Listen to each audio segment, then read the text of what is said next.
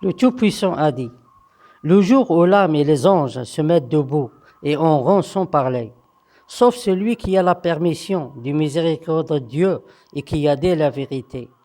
Ce jour-là est le jour de la vérité. Celui qui veut prenne un refuge auprès de son Seigneur.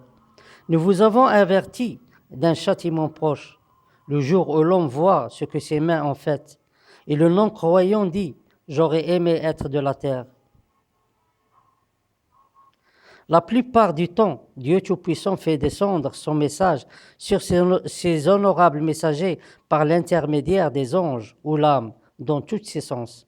Mais à d'autres moments, Dieu Tout-Puissant annule cette méthode afin que la transmission des messages soit directe et sans aucun intermédiaire. Et dans ce cas, même les anges et l'âme se mettent debout et en rond, étonnés, en se posant la question comment le message de Dieu Tout-Puissant arrive à ses messagers sans leur intervention. Cela se produit beaucoup avec ces honorables messagers, pendant que la lumière de la vérité commence à briller.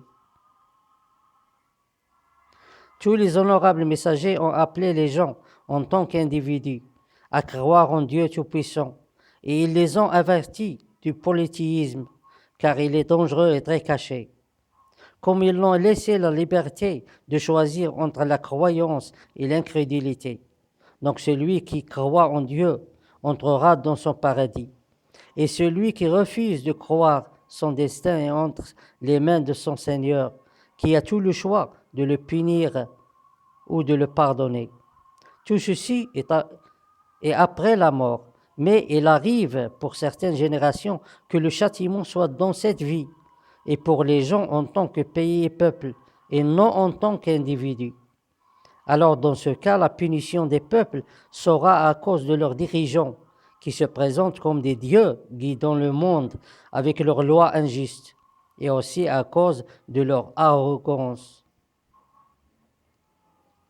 Et parce que Dieu Tout-Puissant ne veut que du bien pour les gens, alors il donne tout d'abord l'occasion au peuple de changer la situation. Mais s'il néglige ceci et s'en fiche, alors il n'y a pas d'échappement de la descente du châtiment sur les peuples et leurs dirigeants. C'est un jour où les peuples sauront qu'ils n'ont rien fait, et ainsi ils méritent la punition. Et les dirigeants souhaitèrent la mort quand ils verront la vérité devant eux.